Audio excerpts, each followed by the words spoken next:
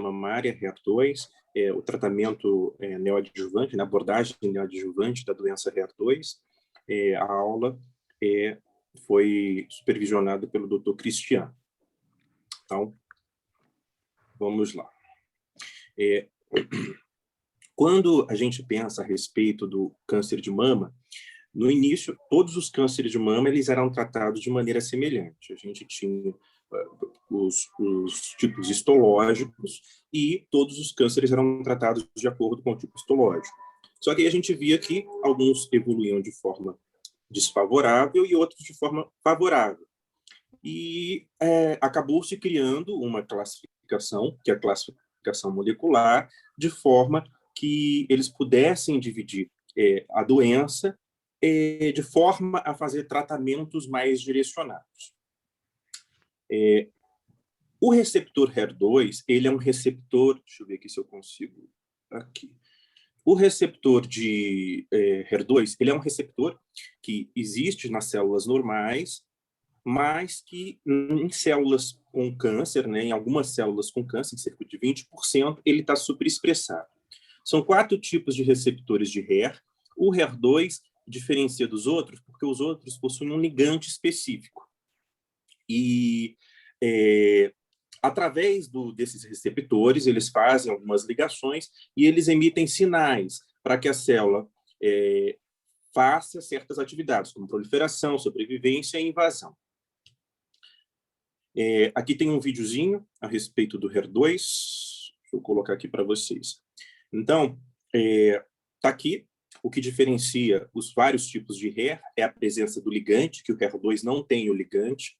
Em alguns tipos de tumores, esses receptores HER2 estão superexpressos, aqui representado no vídeo pelos de cor laranja.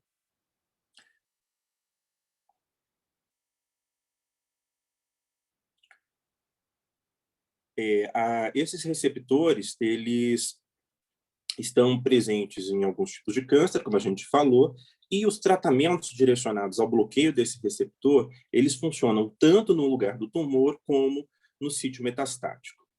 O trastuzumab, ele é uma imunoterapia, né, em que a medicação ela age diretamente no receptor, se ligando ao domínio 2 do receptor.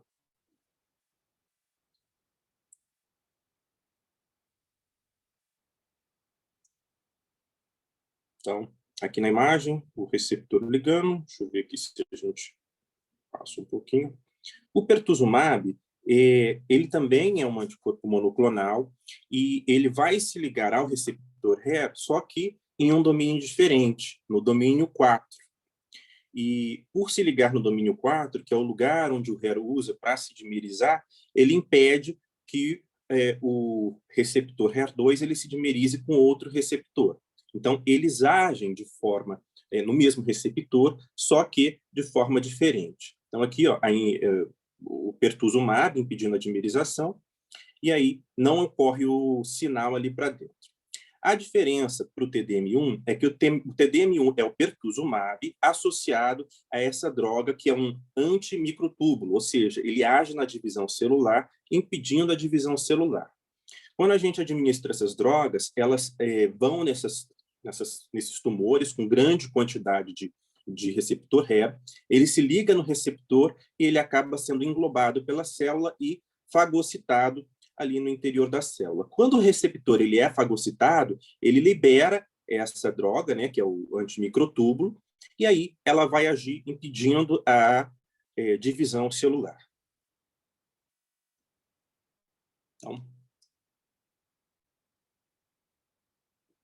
Então, é isso. Então, a gente tem o receptor HER, tem os outros tipos de receptor, o receptor, o pertuzumab, perdão, falei ao contrário, tá, pessoal? O pertuzumab se liga no 2 e o trastuzumab se liga aqui no 4, de forma que impede o sinal de ser transmitido e impede todas essas reações aqui no interior da célula. Tá. Aí alguém pensou o seguinte, eu tenho trastuzumab, eu tenho pertuzumab, duas drogas que agem em sítios diferentes, e se eu desse essas duas drogas para um paciente, seria benéfico, teria algum benefício para o paciente? E aí surgiu um dos primeiros estudos com essas drogas, que foi o estudo Cleópatra, que pegou a população de pacientes que tinham câncer com HER2 amplificado, metastático, que não tinham tido tratamento anterior, e forneceu o bloqueio com trastuzumab e o bloqueio duplo. Então, eles pegaram esses pacientes HER2 e dividiram em dois grupos. Um grupo recebeu o tratamento quimioterápico, né, o taxano, associado ao trastuzumab, e o outro recebeu o tratamento quimioterápico associado ao duplo bloqueio. E aí, o que eles viram? Que no grupo de pacientes que recebeu o pertuzumab, o trastuzumab, o duplo bloqueio, teve um tempo livre de doença, uma progressão livre de doença, né, maior do que as pacientes que tinham o bloqueio único. Então, alguém parou e pensou assim, e se a gente utilizasse essas medicações em alguns outros cenários? Por que a gente utilizaria no cenário neoadjuvante? Para diminuir o tumor, ou seja, converter uma doença que antes era inoperável em uma doença operável, converter pacientes que iam fazer uma mastectomia, que iam fazer uma cirurgia mais agressiva em um tratamento mais conservador, e principalmente para planejamento de tratamento. Como assim planejamento de tratamento? Quando você faz um tratamento, você acaba por...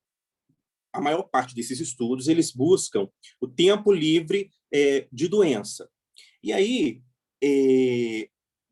se o paciente atinge... Não é tempo livre de doença, pessoal, desculpa. Resposta patológica completa. Essa autora, a Patrícia Cortázar, ela viu que quando o paciente atinge resposta clínica completa, ele tem uma sobrevida maior. Então, se você dá para paciente uma medicação neoadjuvante e você não tenha uma resposta adequada, isso permite que você planeje melhor o tratamento adjuvante. Então, se utilizar essa medicação, essas medicações que a gente viu ali no Cleópatra, no cenário neoadjuvante. Foi assim que surgiu o estudo Neosphere. Ele pegou um grupo de pacientes HER2 com doença operável, porém, era uma doença que iria para a quimioterapia neoadjuvante. E ele queria avaliar a resposta, né, desses tumores em relação ao duplo bloqueio e em relação ao bloqueio único. Então, o que eles fizeram? Eles dividiram os pacientes em 4 grupos. Um grupo recebeu quimioterapia com trastuzumab, um grupo recebeu quimioterapia com o duplo bloqueio, um grupo recebeu apenas o duplo bloqueio e o outro grupo recebeu o quimioterápico com o pertuzumab. Eles foram submetidos à cirurgia, fizeram o tratamento adjuvante e o resultado foi que o grupo de pacientes que teve o duplo bloqueio associado à quimioterapia teve uma taxa de resposta clínica, resposta patológica completa, né, maior do que os outros grupos. E aí, tem uma outra medicação, tem um outro bloqueador, que é o lapatinib. E aí, eles resolveram fazer um estudo questionando: e se eu associasse o lapatinib ao trastuzumab? Então, eles pegaram um grupo de pacientes que também necessitava de tratamento neoadjuvante e eles queriam avaliar o uso do lapatinib sozinho ou em conjunto com o trastuzumab. Então, o que eles fizeram? Eles pegaram esse grupo de pacientes que são tumores HER2, maiores do que 2 centímetros, que tinham uma fração de ejeção adequada, e randomizaram em 3 grupos. Um grupo para receber o lapatinib com o quimioterápico, o trastuzumab, outro grupo trastuzumab com o quimioterápico, e, por último, o duplo bloqueio.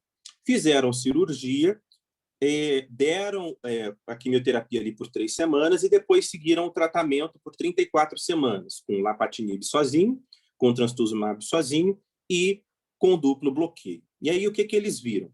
que o grupo de pacientes que fez o duplo bloqueio, ele teve uma resposta muito melhor do que os outros dois grupos, inclusive em pacientes que, teoricamente, teriam uma resposta menor, que seriam os pacientes que têm os receptores hormonais positivos. Então, esse foi um estudo que avaliou no cenário neoadjuvante. Aí alguém pensou o seguinte, se essa medicação, se o duplo bloqueio é tão interessante, com o lapatinib na neoadjuvância é tão interessante, então talvez seja interessante eu aplicar também na adjuvância. E aí surgiu o estudo ALTO. Na verdade, esses dois estudos eles foram feitos de forma concomitante, né? Foram feitos ao mesmo tempo. E o que eles fizeram? Eles fizeram a cirurgia, fizeram antraciclina, né, fizeram quimioterápico, e depois eles seguiram com o trastuzumab, o duplo bloqueio, o lapatinib sozinho e o trastuzumab com o quimioterápico, seguido depois de lapatinib e, por último, o duplo bloqueio. E aí, não obteve a resposta que se esperava.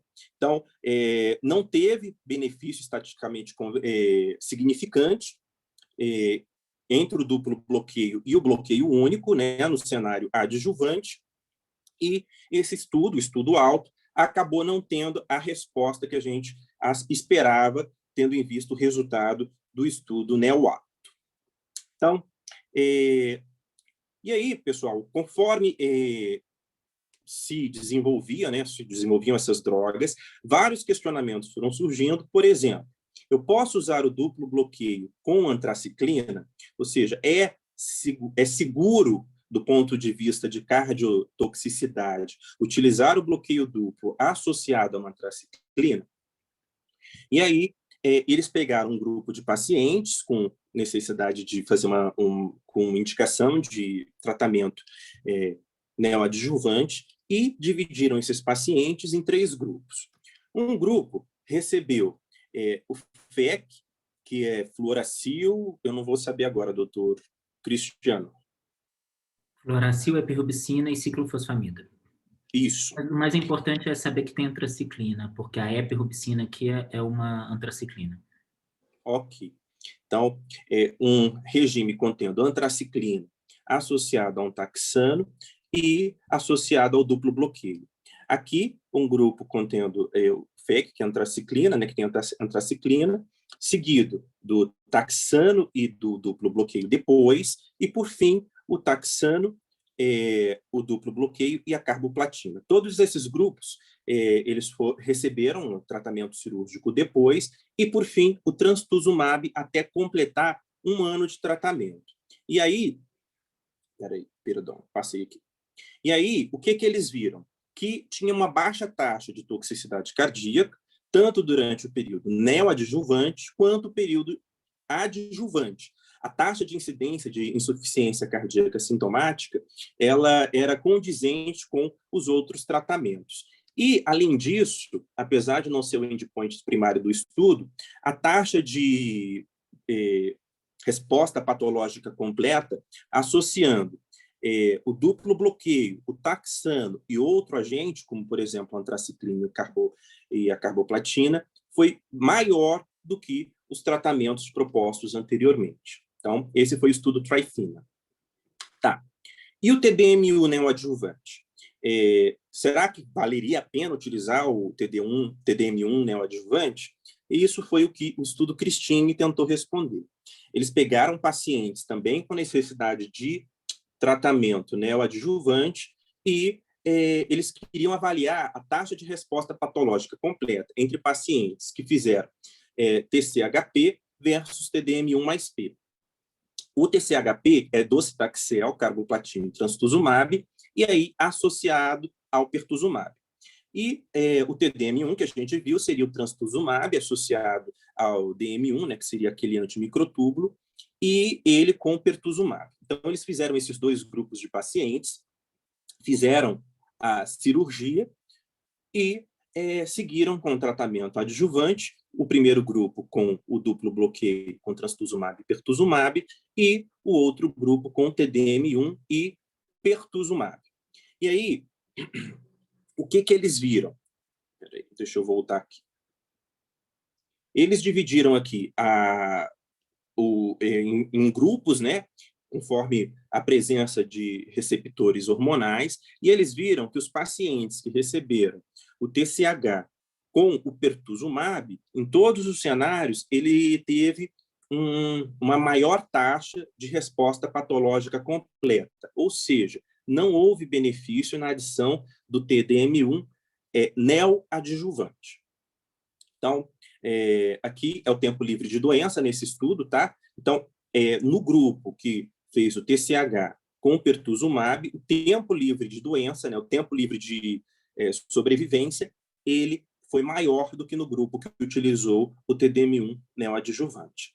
Então, a outra questão que a gente pode tentar responder é: a escolha do tratamento neoadjuvante pode sugerir o adjuvante? Então, mais ou menos, se você fazer um tratamento que, teoricamente, não teve resposta patológica completa, será que isso ajuda a planejar o tratamento adjuvante? Então, eles pegaram um grupo de pacientes que tinham doença residual após fazer a quimioterapia, com o bloqueio do HER2, e eles queriam avaliar os pacientes que receberam TDM1 e os pacientes que receberam o trastuzumab adjuvante.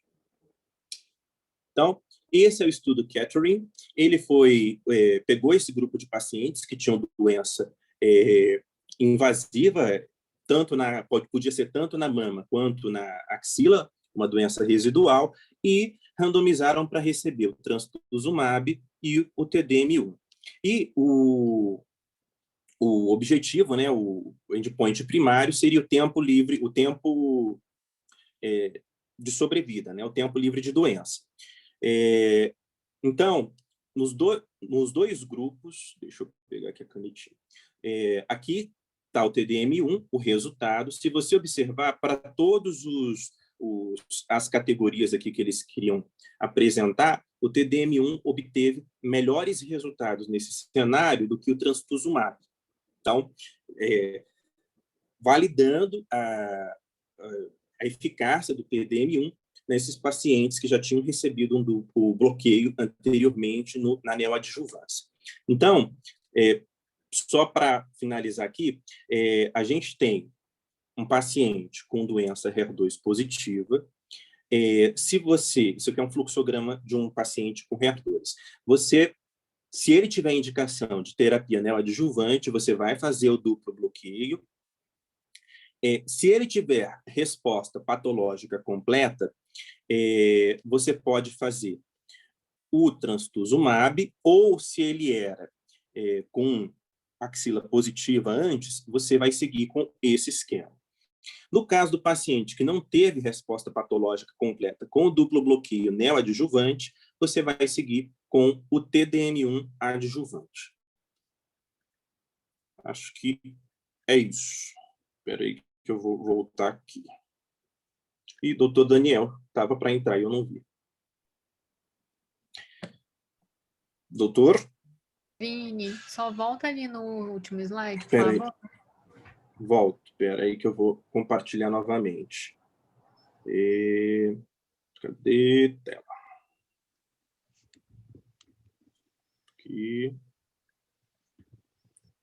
Aqui.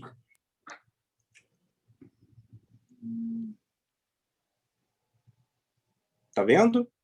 Tô vendo, não, então é porque no caso dos pacientes com axila positiva, né, então é completar um ano com duplo bloqueio ou um ano com trastuzumab. Um ano com trastuzumab, isso.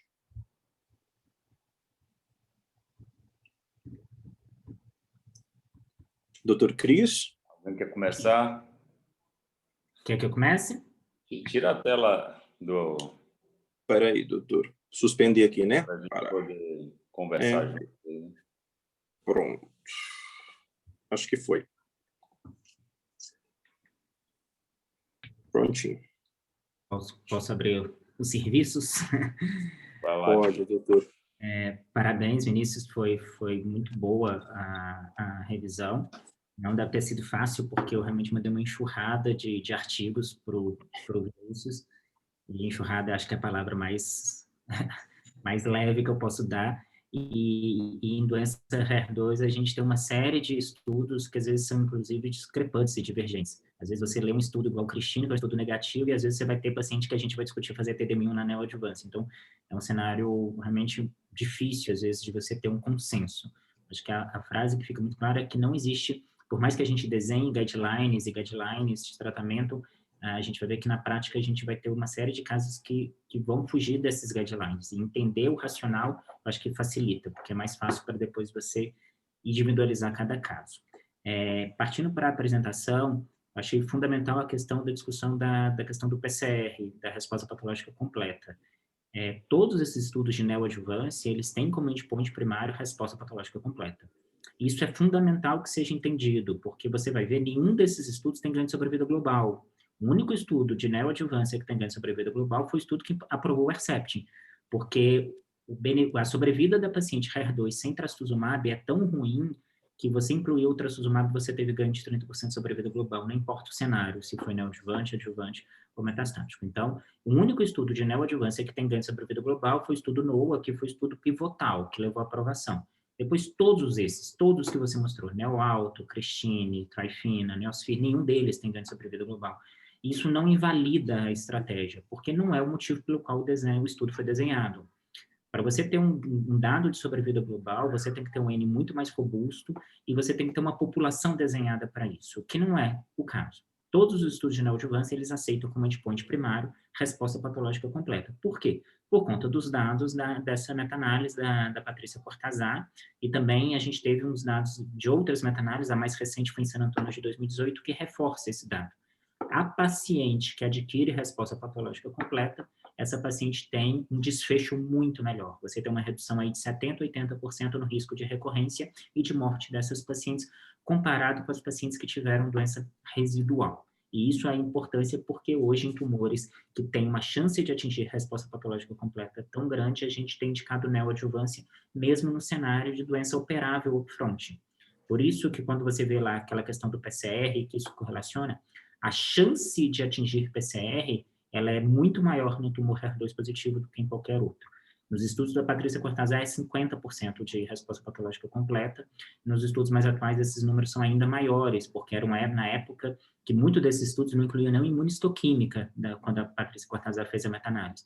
Então, a gente tem uma população de doença HER2 ali que não foi nem exposta a trastuzumab. E na hora que a gente incorpora isso, a gente vê o tanto que isso puxa. O segundo grupo que mais se beneficia é o triplo negativo.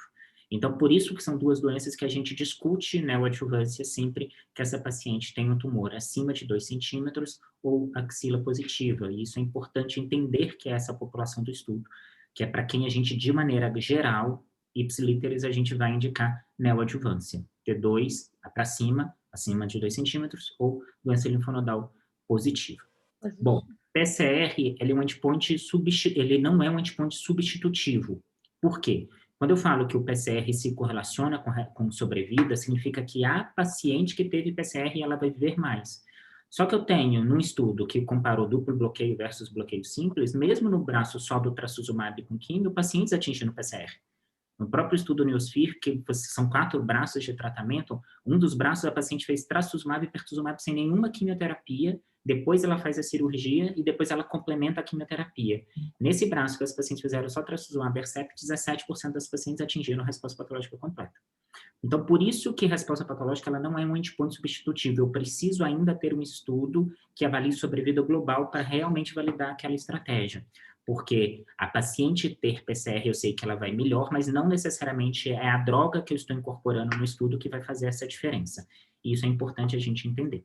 E aí, toda vez que a gente tem um estudo de neoadjuvância que atinge esse endpoint significativo de resposta patológica completa, o que o FDA faz, ele faz uma aprovação acelerada, ou seja, aquela indicação ela é aceita, mas ele obriga que exista um estudo de adjuvância, e aí sim, com N de 2.000, 3.000 pacientes, e que o endpoint é sobrevida, porque a resposta patológica completa não significa que necessariamente essa paciente vai viver mais. E foi a questão que derrubou o NeoAlto. O estudo do NeoAlto, quando você olha numericamente, é a mesma taxa de resposta patológica completa que o estudo Neosfir tem. E o desenho deles são mais semelhantes. A antraciclina é feita depois. Então, eles fazem químio com duplo bloqueio, taxano com duplo bloqueio, opera, e faz a cirurgia, e faz a antraciclina depois, um esquema sanduíche que a gente não usa mais. E aí, nesse estudo, quando você olha as taxas de PCR, tanto do neo-alto quanto do Neosfir, é exatamente a mesma coisa. Só que o duplo bloqueio com pertuzumab a gente usa na nossa prática, e o estudo do lapatinib a gente não faz. Por quê? Porque o estudo do alto, que foi estudo de adjuvância, e é um estudo muito mais robusto, ele foi completamente negativo. A gente não aumentou a sobrevida livre de doença, a gente não aumentou a sobrevida global e a gente aumenta a toxicidade e custo. E aí isso derrubou a indicação do lapatinib. E no estudo do duplo bloqueio com pertuzumab, a gente tem um estudo chamado Affinity, que ele teve atualização em 2019, se não me engano, a última atualização, com ganho de sobrevida livre de doença invasiva em 6 anos. Então, ele mantém a indicação tanto na adjuvância para pacientes de alto risco, mas ele sustenta o benefício da neoadjuvância. E é por isso que hoje, na nossa prática, todo tumor HER2 positivo, T2 para cima ou linfonodo positivo, essa paciente vai ser indicada para QT neoadjuvante. Bom, por que T2 para cima? Por que não T1, por exemplo? Porque a gente tem a opção dessa paciente ser operada upfront e ela confirmando que é uma doença inicial mesmo, um T1A, T1B, T1C, N0, a gente tem a opção de fazer um protocolo de tratamento chamado TH, que é só Taxol e Herceptin, por 3 meses, e segue com Herceptin por 1 ano para essas pacientes. E isso eu diminuo toxicidade, eu diminuo custo, eu diminuo alopecia, que é o protocolo de um estudo chamado APT. E esse estudo ele é basicamente focado nas pacientes com doença HER2 estadio clínico 1. Então, de uma maneira de algoritmo, é até 2 centímetros, cirurgia upfront, axila negativa, cirurgia upfront, e se tiver indicação de quimio, a gente vai fazer TH. Agora, se for acima de 2 centímetros, mesmo que seja operável, ou axila positivo, a gente vai indicar neoadjuvância. Em medicina, sempre... Oi, Carol. Deixa eu te perguntar uma coisa. Quando que você... Por exemplo, num caso inicial, né, que você vai indicar o TH depois, mas se você tiver uma paciente que aparentemente tem um risco menor, você poderia indicar, sempre faz o duplo bloqueio antes? Se você for fazer neoadjuvância? Se for fazer neoadjuvância, sim. Por quê? Sim. Porque você está fazendo neoadjuvância para buscar PCR. E você sabe que incorporar o pertuzumab você está aumentando o PCR. Porque o que eu fizer neoadjuvância sem o pertuzumab e ela não atingir PCR, eu vou fazer TDM1 para ela depois. E aí eu estou deixando a chance de poupá-la do TDM1. Então, se você indicou NEO, faça duplo bloqueio. Porque a gente não tá... Existe uma discussão muito grande, isso é uma pergunta que a gente não tem resposta, e eu não sei se um dia a gente vai ter, que é, se o estudo Affinity, que foi o estudo de adjuvância, ele mostrou que o benefício do duplo bloqueio foi exclusivamente para linfonodo positivo, por que tumores T2N0 eu vou fazer duplo bloqueio de neoadjuvância? Isso. A Roche nunca vai fazer esse estudo, a gente não tem essa resposta. O que eu entendo? Já que eu fazer duplo bloqueio, eu aumento a chance dessa paciente ter PCR, e PCR aumenta a chance dessa paciente ter uma sobrevida livre de eventos melhor, e eu consigo nesse racional essa paciente para ela não precisar ir para TDM1, eu acabo fazendo duplo bloqueio. Até porque é um período curto de duplo bloqueio. Eu vou fazer 6 ciclos e acabou. Se essa paciente vai para 1 ano de adjuvância, é 1 ano de duplo bloqueio. E aí a gente realmente faz diferença. Então, assim, eu não faria neoadjuvância sem pertuzumab, a não ser em critérios assim, totalmente de exceção. Às vezes uma paciente muito frágil, tudo que a gente às vezes até discute o TDM1, que é o desenho do Christine, que a gente vai depois. Mas hoje, se vai para a neoadjuvância, de regra, eu tenho feito duplo bloqueio. Pronto. Aí, isso puxa a minha segunda pergunta, né? Quando que você ia indicar, assim, o THP, né? Seria, vamos dizer assim, uma paciente axila negativa, você indicaria o THP. Uma paciente axila positiva seria o TCHP, neoadjuvante. E o TDM1 ficaria para quem? Neoadjuvante. Vamos lá. O que acontece? Hoje, o principal dado que a gente tem de estudo fase 3 prospectivo é ou ACTHP ou TCHP. THP neoadjuvante ainda é off-label. Existem uma série de estudos tentando descalonar o tratamento neoadjuvante na doença HER2. Em San Antônio, a gente teve a apresentação, a gente teve o estudo do Fergen na ASCO, que foi selecionando esses pacientes por PET-CT.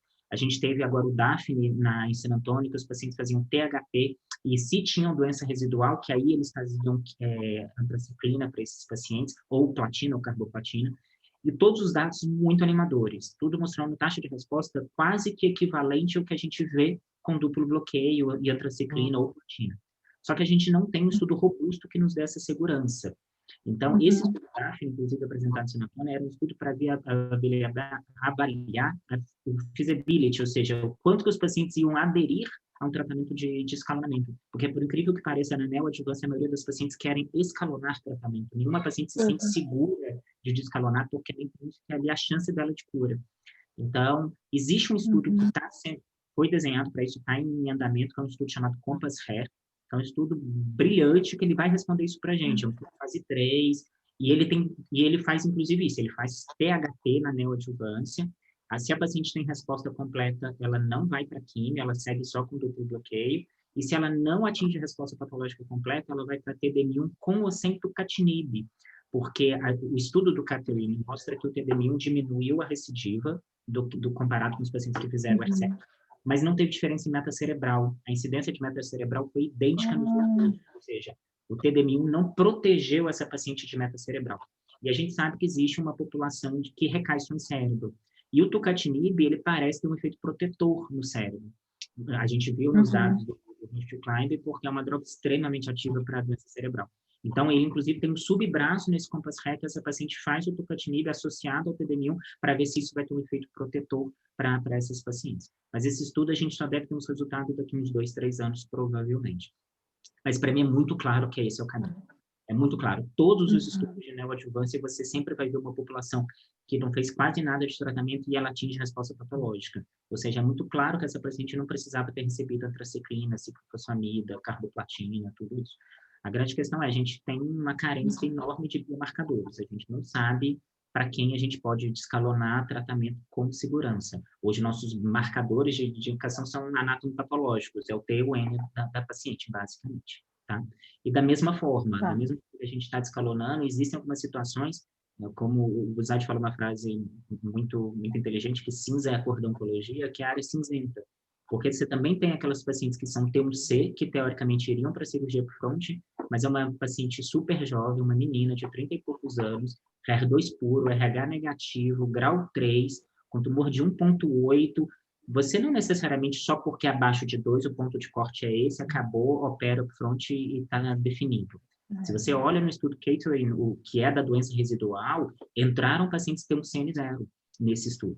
E essas pacientes T1CN0 tinham doença residual, que foram randomizadas para o braço do Herceptin, eram 70 e poucas pacientes, acho que 11 ou 12 dessas pacientes recaíram. Ou seja, eram pacientes que fizeram neoadjuvância com o melhor protocolo de quimio possível, fizeram Herceptin na adjuvância e elas ainda recaíram. Ou seja, não é todo T1C que ele é bonzinho. Então, de novo, biomarcadores, a gente não tem. A gente acaba usando esses critérios de pior risco. Tanto é que nessa discussão de o que manter na adjuvância dessas pacientes que atingem resposta patológica completa, em alguns casos a gente ainda acaba seguindo com duplo bloqueio para elas, porque a gente não tem essa resposta. E isso é um outro ponto que eu expliquei. Todos esses estudos, o Neosphere, o Trifina, eles seguem com duplo bloqueio na neoadjuvância. E depois que as pacientes operam, elas seguem só com trastuzumab e adjuvante. E uma discussão muito grande é para quem eu vou seguir só com trastuzumab e para quem eu vou seguir com duplo bloqueio. A gente não tem também essa resposta randomizado. O estudo Christine, as pacientes seguiam com duplo bloqueio, o estudo Berenice, as pacientes seguiam com duplo bloqueio, mas não era comparado versus bloqueio único. Essa resposta a gente não tem. O que a gente deixa claro? A resposta patológica melhora o prognóstico? Melhora. É garantia de cura? Não. Se você olha o estudo Neosphere, 15% das pacientes, mesmo com PCR, recaíram em 5 anos, e no estudo Trifina, 10% dessas, 11%, não, para ser mais exato, % dessas pacientes recaíram em 5 anos. Ou seja, mesmo ela atingindo o PCR, essa paciente não tem garantia de cura. E aí, o que a gente viu? Quem são essas pacientes que atingiram o PCR e que mais recorreram? Eram as pacientes que antes da quimioterapia adjuvante eram T3 e T4 ou eram linfonodo positivo, ou RH negativo, ou eram HER2 puro. Ou seja, o critério, o risco inicial, ele melhora, mas ele não é completamente anulado com essa resposta patológica completa. E é hoje o critério que eu uso na minha prática. Aquela paciente que tinha uma doença inicial de muito alto risco, mesmo ela tendo atingido a resposta patológica completa, eu acabo mantendo o duplo bloqueio para essas pacientes. Agora, se essa paciente era um T2N0, que fez QTNEL, teve resposta patológica completa, a gente segue com o trastuzumab tranquilamente, sem nenhum problema para ela, porque provavelmente ela vai muito bem, ela já tinha um risco muito baixo. A gente até discutiria se realmente o pertuzumab seria necessário, então eu fico mais confortável de escalonar o tratamento dessa paciente. Que mais que eu ponderei aqui que eu fui... Eu queria fazer 2 considerações também. Diga, Fernanda. Eu queria que você falasse para a gente um pouquinho sobre tratamento adjuvante em tumores menores que 0,5 centímetro. Esse é um terreno árido. A gente não tem essa resposta de forma estudada, randomizada. O que a gente tem são bancos de dados do CIR, do Kaiser Permanente, que mostram que essas pacientes, geralmente, elas têm um desfecho muito favorável. A sobrevida livre de doença, a sobrevida global dessas pacientes é sempre acima de 90%, 92%, 93%. Tanto é que isso eu acho muito elegante na conclusão do artigo do follow-up de 7 anos, do EPIT Trial, da Sarah Tolani, que ela publica, que ela coloca isso na conclusão. O estudo ser positivo para tumores abaixo de 2 centímetros, inclusive abaixo de 1 centímetro, não está falando que toda paciente T1A tem que fazer quimioterapia. Caso essa paciente tenha critério de indicação de quimioterapia, TH está de bom tamanho. Então, T1A, de uma maneira geral, não é necessariamente uma paciente que vai para QT. Existe uma grande possibilidade da gente omitir tratamento quimioterápico e trastuzumab para essas pacientes. O que eu pondero? A mesma coisa da paciente jovem, que teoricamente teria que ir para TH, e às vezes eu vou fazer neoadjuvância. Eu vejo os outros fatores de risco que essa paciente tem. Então, se é um tumor de alto grau, se é uma paciente jovem, se é HER2 puro, geralmente isso configura uma doença de pior prognóstico. E aí eu tendo a ser mais agressivo na indicação de tratamento. Então, se você pega o NCCN, a recomendação é até 0,5 centímetro individualizar, acima de 0,6 TH para essas pacientes até 2 centímetros. Então, eu acho que 0,5 é individualizar. É muito comum CDIS, HER2 positivo, com componente microinvasivo, e nada para essas pacientes. Ela vai ser uma terapia hormonal se ela for RH positivo, senão ela só acompanha. A gente não tem dado... Outra coisa que eu queria que você falasse para a gente, você começou a falar que você vai, por exemplo, quando você estava em San Antônio, você fica mandando as coisas e a gente acompanhando daqui. Obrigado, Cristiano, todo mundo feliz.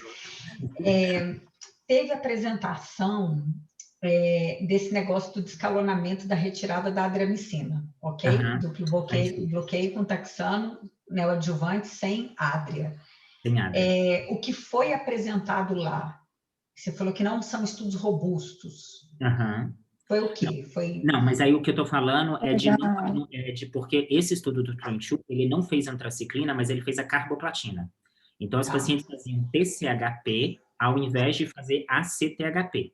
Esse que eu te falei, o estudo Fergen, o estudo Daphne, que é um estudo fase 2, fase 1, fase 2, é um estudo de THP. A paciente só fazia Taxol Herceptin Perjeta. Elas não... Mas é fase 2. Exatamente. O que o estudo mostrou para a gente? O estudo do Trenchu é um estudo que, na verdade, a primeira apresentação dele foi em ASCO de 2017, e que ele comparou um protocolo fazendo TCHP versus ACTHP, sendo ipsiliters não é nem AC, é EC, eles usam epirubicina no estudo, e o TEIO não é nem taxotere, porque normalmente a gente faz com docetaxel. Esse estudo eles usam taxol semanal, eles fazem um bem bolado ali, é um protocolo até um pouco fora do padrão, eles fazem 9 ciclos de químio ao invés de 6, porque eles usam taxol semanal.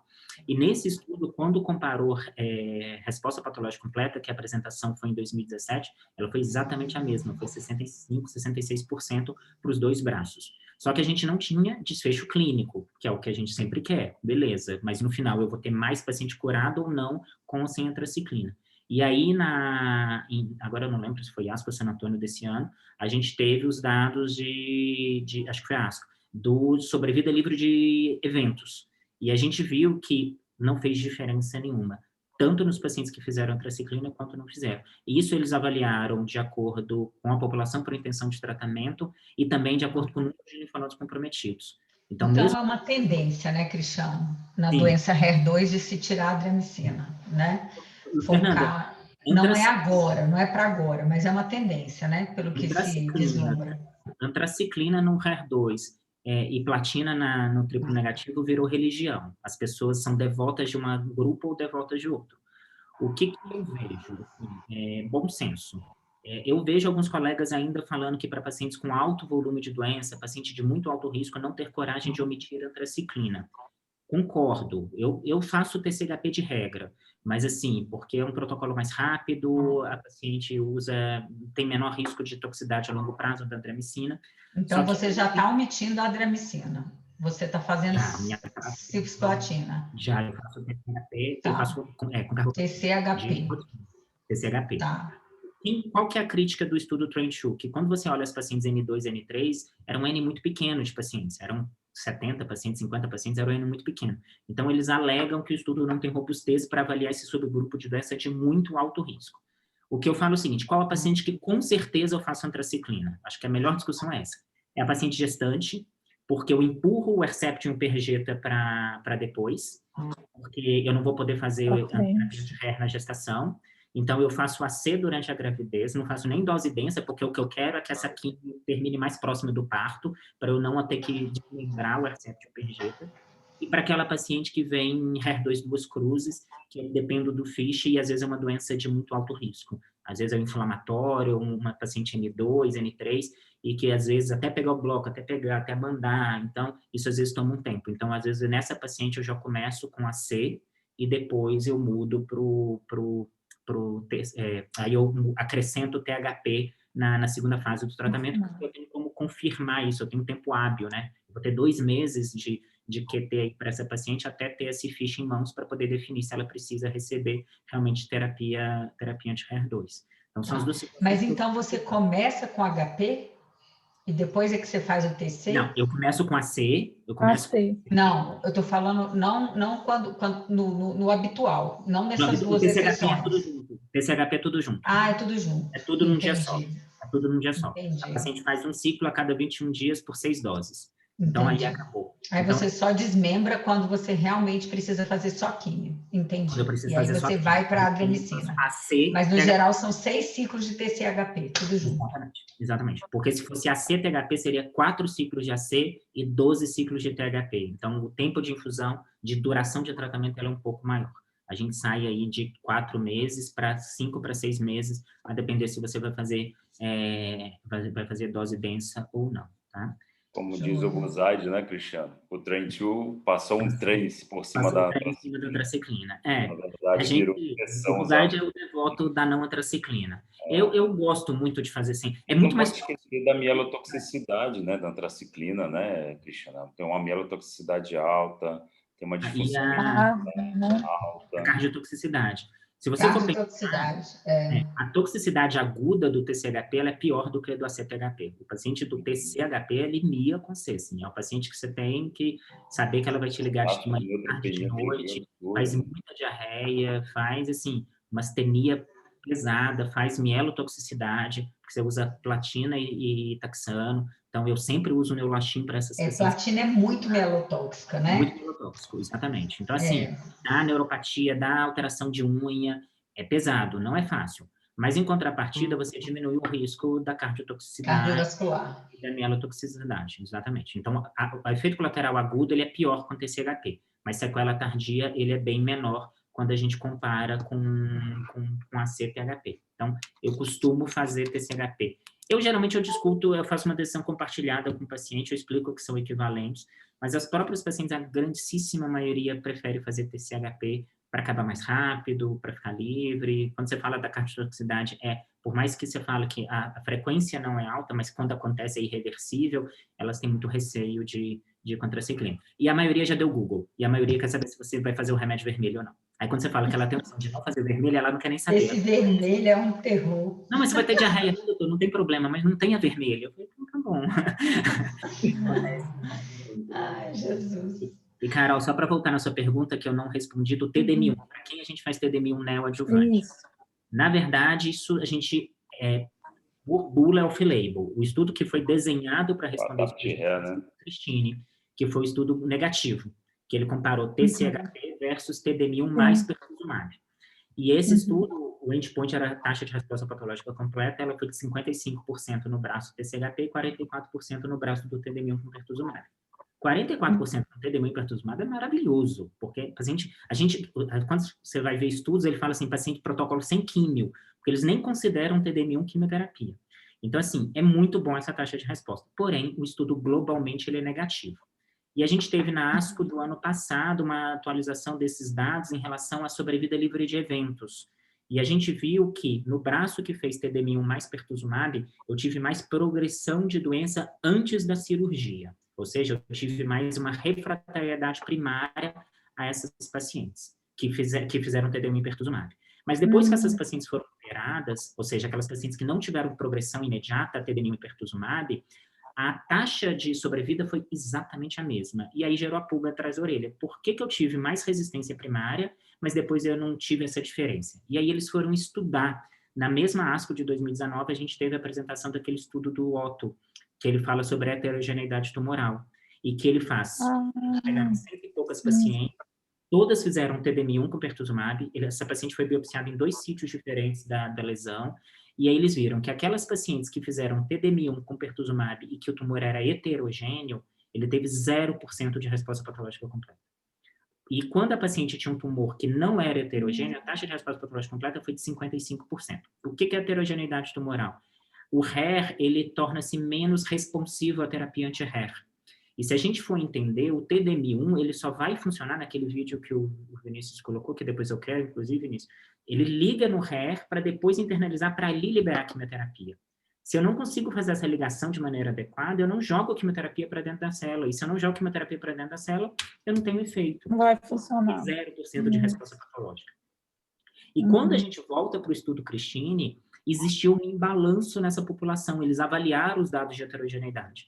E eu tive muito mais paciente heterogêneo e HER2 duas cruzes, que tende a ser também um tumor pior respondedor, HER2 duas cruzes, porém FISH positivo, no braço do TDM1 com pertuzumab, do que no braço do TCHP.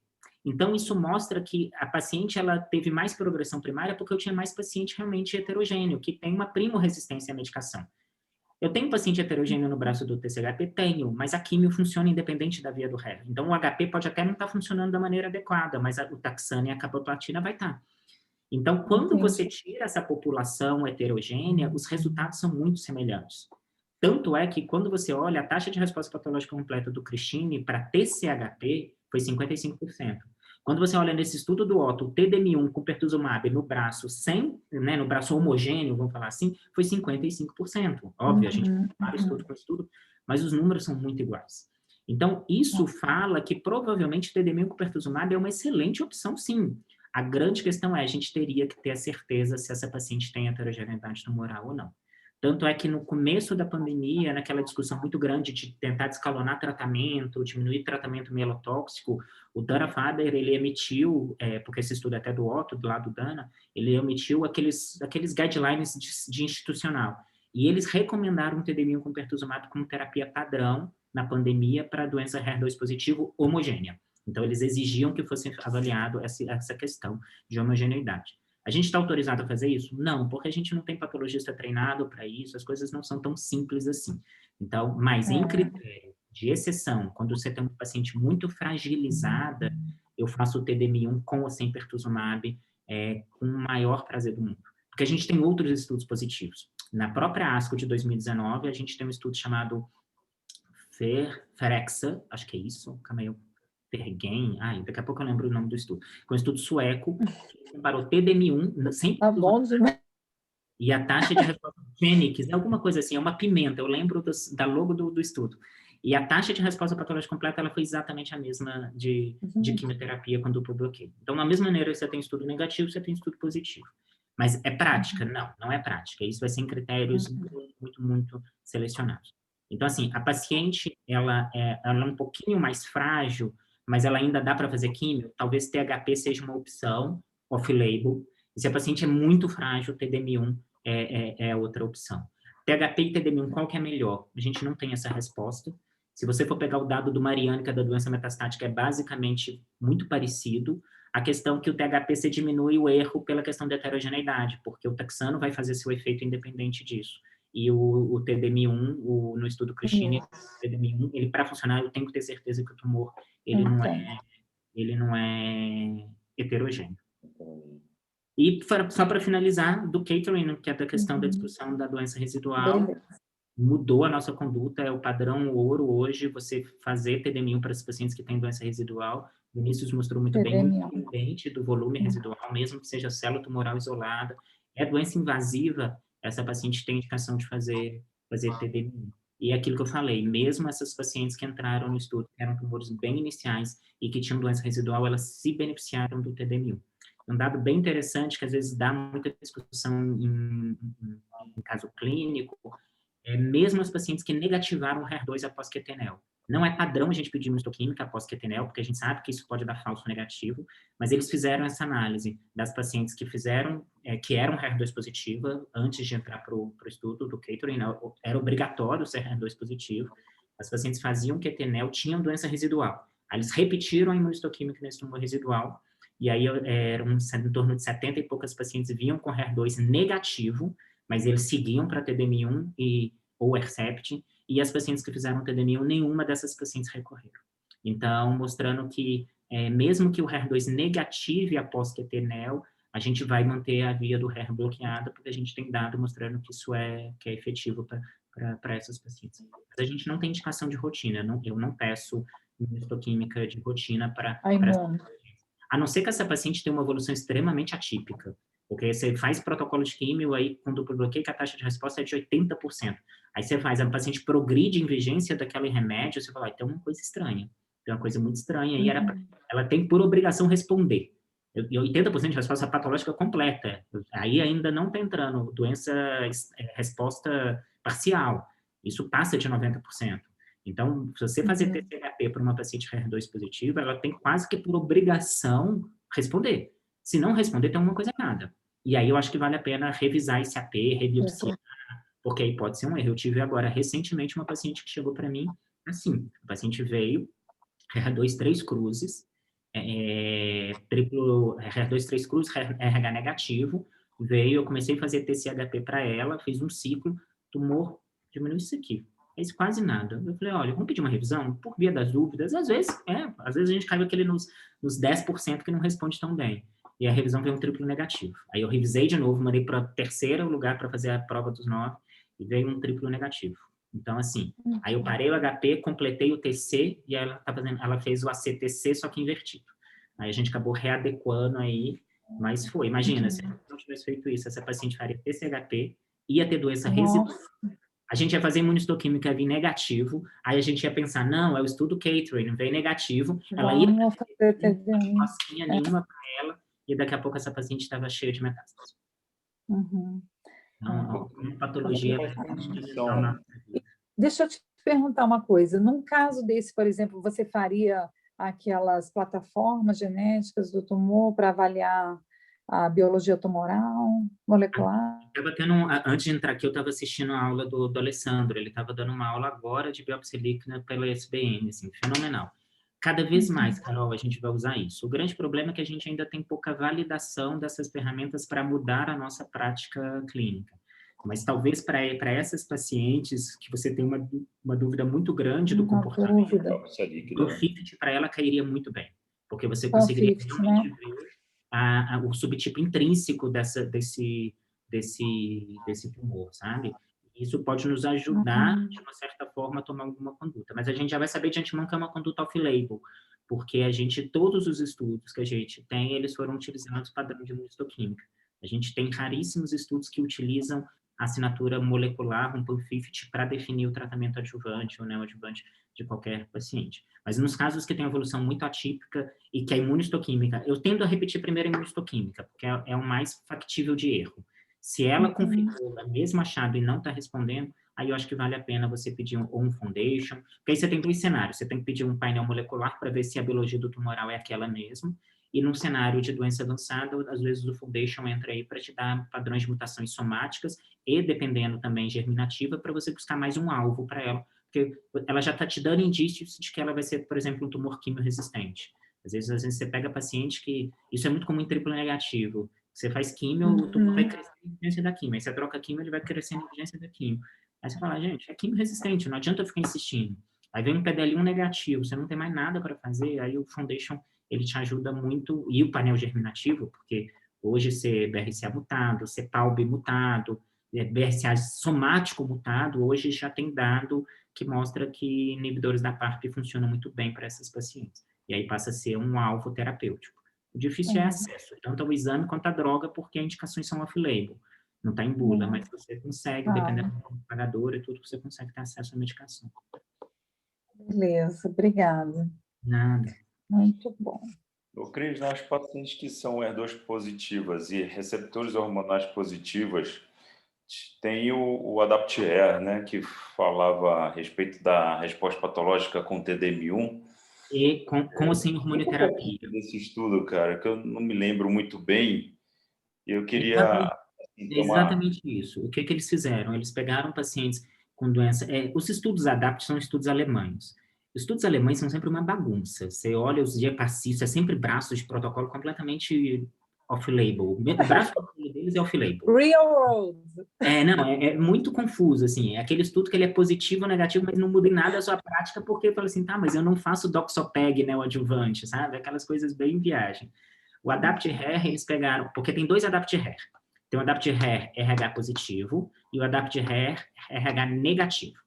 O ADAPT-HER RH negativo, o que eles fizeram? Eles fizeram... As pacientes faziam só Herceptin, e depois essas pacientes faziam Taxol com Herceptin, e as pacientes que utilizaram quimioterapia com a terapia anti-HER2, elas tiveram taxas de respostas infinitamente melhores do que as pacientes que não utilizaram quimioterapia, mostrando que a quimio é fundamental para essas pacientes. Então, o ADAPT-HER RH negativo, ele reforça a necessidade de quimioterapia. O ADAPT-HER RH positivo, eles pegaram, são 3 braços, eles pegaram a paciente para fazer trastuzumab com hormonioterapia como braço padrão, neoadjuvante. Isso já é a primeira crítica do estudo, isso está longe de ser braço padrão, controle de qualquer estudo, é químio com terapia anti-HER2.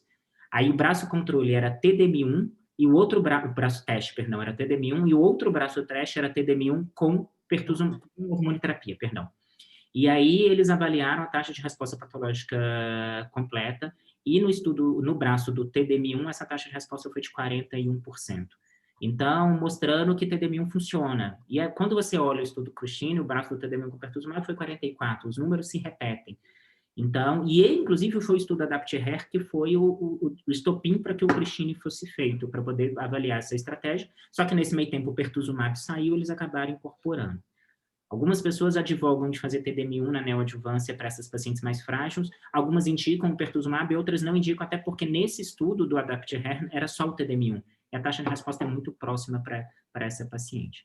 Mas, de novo, é critério de exceção, tá? A gente não vai utilizar... Era nesse ponto que eu queria chegar para conversar contigo. Você racionaliza o uso de um TDM1 ou um TH na neoadjuvância, ou com uma paciente idosa, ou com uma paciente com comorbidades importantes?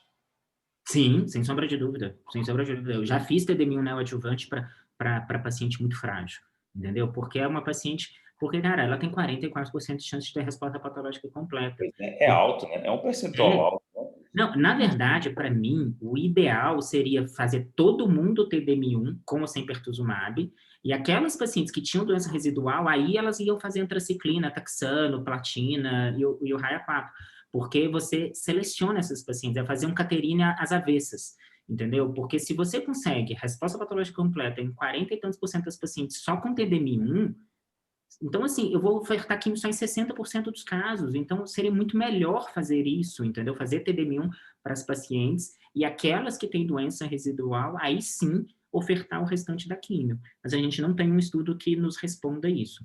Mas eu faço para paciente muito frágil, eu tenho discutido TH, THP, mais THP ou TDM1 para essas pacientes no cenário neoadjuvante. Um outro dado importante que o ADAPT-HER nos ajudou foi a questão de TDM1 com hormônio, porque quando o estudo Catering saiu, vamos fazer TDM1. Aí chegou a paciente no consultório, HER2 positivo e RH positivo. E aí?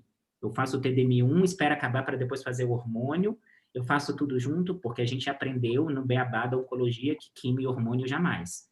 Só que o estudo do ADAPT-HER, as pacientes faziam TDM1 com hormonioterapia versus TDM1 sem hormônio, e aí a gente não teve um aumento de resposta, mas não teve decréscimo, e não teve piora de toxicidade. Então, a gente acaba extrapolando esse dado para poder fazer o hormônio junto.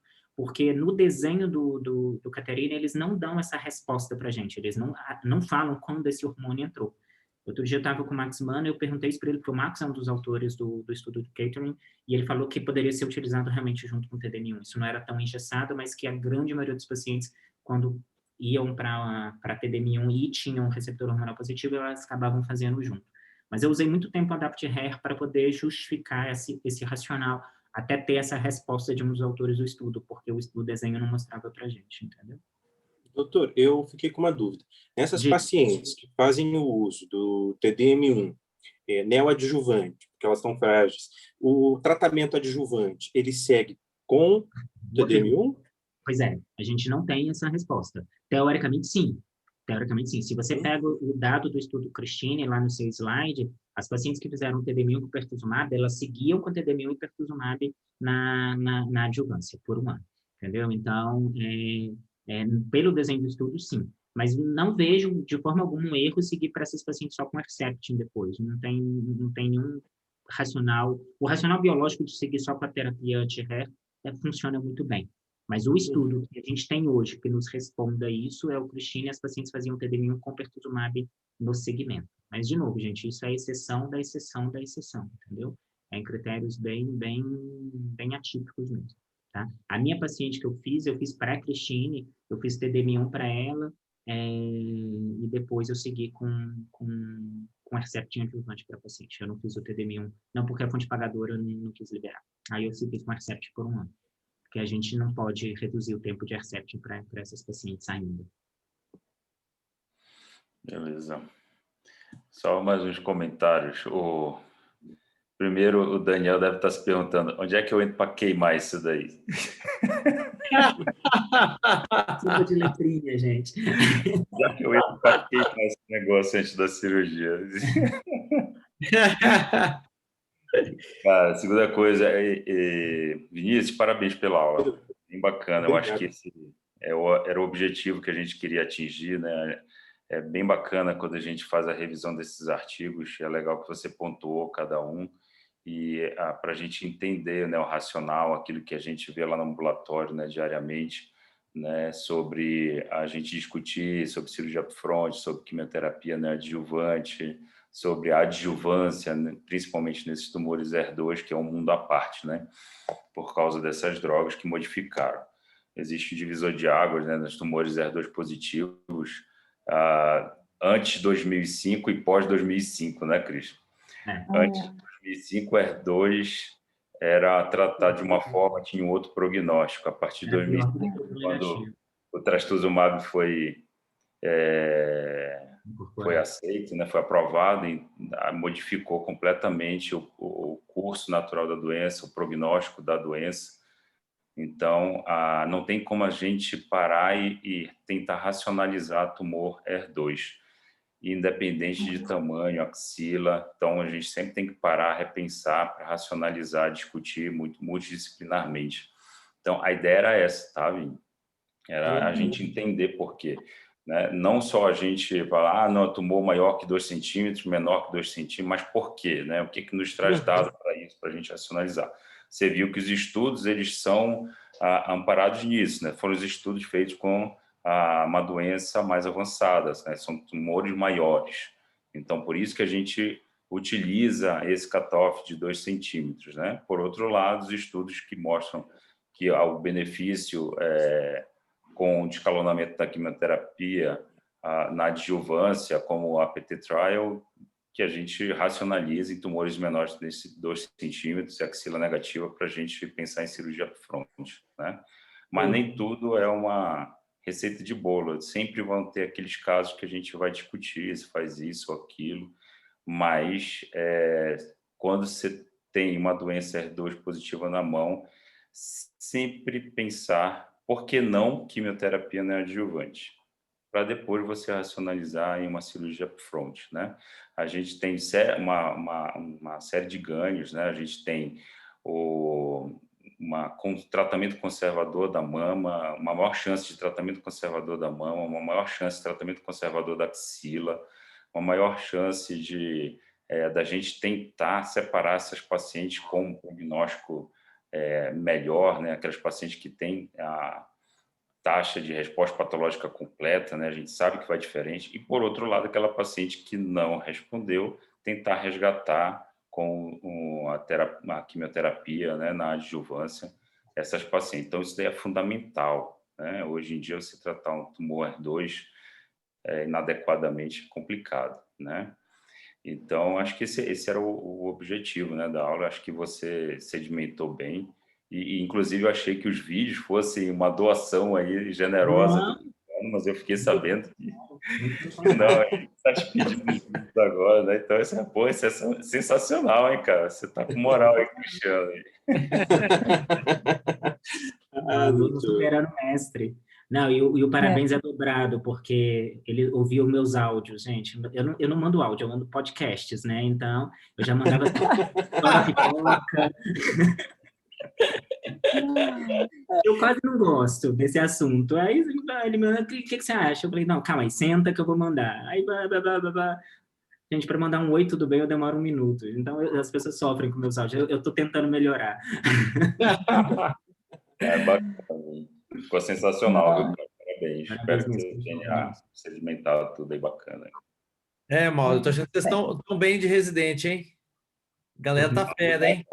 Rapaz, se na primeira aula de R2 o Cristiano já está pedindo vídeo para ele, pedindo slide da aula dele, você imagina quando ele acabar, né? Com medo agora. Vamos criar monstros. Muito bom. Muito bom. Elogiando e aprendendo, né? Estou aprendendo aqui, aproveitando, tirando minhas dúvidas, e elogiando também, porque eu achei isso também, essa visão geral, né? Da gente fazer a revisão bibliográfica, é muito interessante para vocês, para ter essa noção, né, de todos os estudos, do que foi, né, trabalhado até chegar, né, nas decisões cirúrgicas, nas decisões de quimio neoadjuvante. Então, acho que esse apanhado geral para vocês entrando no R2, eu acho que vai consolidando muito as discussões da reunião. Tá de parabéns, foi ótimo. Valeu. Uma coisa Não, importante e eu agradeço Thaís ali, o doutor Daniel, porque sem o Pico ia ficar muito difícil. Fala, Thaís. Vinícius, uma coisa importante assim para a gente que trabalha, né, no serviço público, principalmente lá no base, né, carente, né, de drogas, a gente não tem um duplo bloqueio, mas a gente tem um trastuzumab. Lembrar que as taxas de resposta patológica completa só com trastuzumab são altas também. Então a gente não deixa de indicar uma quimioterapia neoadjuvante no R2 positivo porque tem só taxano e eu não tenho duplo bloqueio, entendeu? Tá. Então o tumor R2 positivo ele já responde sem o duplo bloqueio de uma forma diferente dos outros tumores. Ele já tem uma taxa de resposta patológica completa só com quimioterapia de cerca de 30%. Quando a gente adiciona o taxano, vai para em torno de 50%. Né? E se o tumor é R2 positivo é receptor hormonal negativo, essa resposta vai para 70%. Então, não é porque eu não tenho duplo bloqueio, que eu tenho só o trastuzumab, que eu deixo de indicar neoadjuvância para esse paciente, né? Às vezes a gente cai nesse cenário, né, Cristiano? A gente não tem É importante você ter falado isso, Mauro, porque assim, o pertuzumab ele não funciona sozinho. O pertuzumab ele depende do trastuzumab, porque você impedir a dimerização, você diminui a ativação, você impede a principal via de ativação, mas a via do HER está aberta, você não está bloqueando ela, o sinal. Quando você põe o trastuzumab, não, o trastuzumab funciona sozinho. O pertuzumab ele melhora, mas o trastuzumab ele funciona sozinho. Então, terapia anti-HER2 durante muito tempo foi o que mudou. Tanto é que o Mauro falou aí, quando você pega os estudos originais que mostram a história natural da doença, a sobrevida global, a sobrevida de metástase do HER2, ele era o pior de todos. Ele era muito pior do que o triplo negativo. E aí, quando você entrou com o bloqueio do HER, você puxou essa curva lá próximo do luminal. Então, você melhorou muito. E esse bloqueio do HER é trastuzumab. O pertuzumab é perfumaria. Excelente perfumaria, mas é o que complementa. Mas não deixe nunca de ofertar o melhor tratamento para paciente com trastuzumab só porque não tem. É a mesma discussão quando a gente vai falar de inibidor de ciclina na doença luminal metastática. É luminal metastático, vou fazer inibidor de ciclina com hormônio. Não, mas não tem inibidor de ciclina, vou fazer químio. Não, é hormônio. O inibidociclina, ele potencializa, mas a primeira linha é hormonioterapia. Eu não vou fazer inibidociclina sozinho. Então, a gente tem que entender que o ótimo é inimigo do bom. O ótimo era todo mundo receber tudo, o melhor acesso, mas não tem, ofereça o melhor tratamento disponível. E, sem sombra de dúvida, o trastuzumab está lá. Hoje, eu estava com a doutora Angélica, a gente recebeu uma paciente, ela falou que está fazendo pertuzumab lá no hospital de base. Ele foi incorporado pelo SUS, já tem, acho que desde o ano passado, né, que teve a aprovação. Mas sempre tem um delay muito grande da liberação, da aprovação e da liberação da medicação. E tem que ver se não é judicialização, porque às vezes alguns... Isso é novidade para mim. Talvez seja uma paciente... Não é judicializado. A Roche que tem a patente desses remédios todos. O trastuzumab, a patente já caiu, mas o pertuzumab não. E eles criaram uma medicação chamada Perjeta-Her, que já é um mesmo frasquinho com as duas medicações. Por o público-alvo ser exatamente o Sistema Único de Saúde, porque ele vai ter um custo menor do que você pagar o Hercept em separado e o Perjeta separado, entendeu? Essa paciente é uma paciente metastática, não sei se eles estão reservando para essa... Não, a primeira linha de tratamento do HER, eles estão dando bloqueio duplo, tá? Eu sei que na doença metastática, né? Primeira linha metastático está autorizado fazer o bloqueio duplo. Então pronto. É porque o estudo Cleópatra tem um dos maiores ganhos de sobrevida global que a gente viu em estudos de oncologia. Foram 16 meses de ganho de sobrevida global comparado quando você fez o THP, que é o docetaxel, o Taxol, Hercept e Perjeta, que é o protocolo do Cleópatra. Sobrevida global, isso é muita coisa. Então, são 56 meses de mediana. Então, isso facilita o acesso. O duplo bloqueio na neoadjuvância vai ser um pouco mais espinhoso por conta de dados de sobrevida global. Então, você ainda pega muita fonte pagadora, governo, a ANS, que se atém a isso. Mas não tem ganho de sobrevida global. Então, é mais difícil você incorporar, às vezes, essas indicações. Mas no metastático não tinha como, assim, é 1 ano e meio a mais de mediana de sobrevida para essas pacientes. O que foi, Mauro? Você comentou?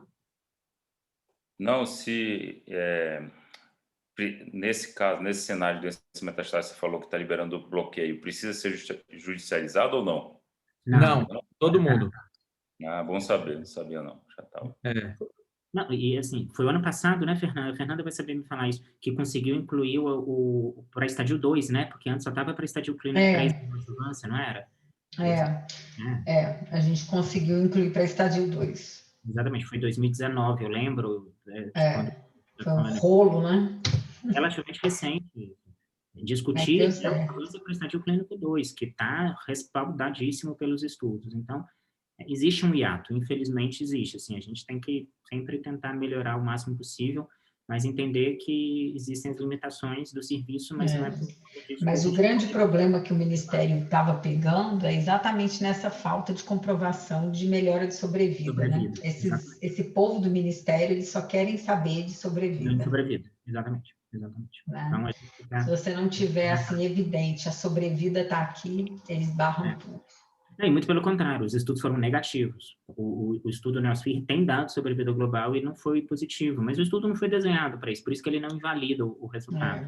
Na justificativa que a gente fez, que o Sandro deu ajuda lá, a gente baseou basicamente em melhora de condição cirúrgica mesmo. Para poder tentar justificar, né? Certeza. A Marta está aí, hein? Ela está sem câmera e sem som. Acho que ela desistiu. Oi, boa noite, eu estou aqui. Não desiste não, tá, Marta? É assim mesmo. Estou tentando acompanhar. É uma sopa de letrinha, Marta, fica tranquilo. Joga THP que se acerta. Vai melhorar. Vinícius e Thaís também passaram por isso. Imagino. Mas se for surgir tem algumas dúvidas, depois eu tiro no privado. Tá, toma à disposição aí. Obrigada. Beleza. Muito bom, gente. Muito obrigada. Legal. Valeu, pessoal. Parabéns de novo aí. Boa noite para todo mundo. Cris? Boa noite. Boa noite. Doutor, muito obrigado. Até mais, Boa gente. noite. Semana que Até vem, mais. hein?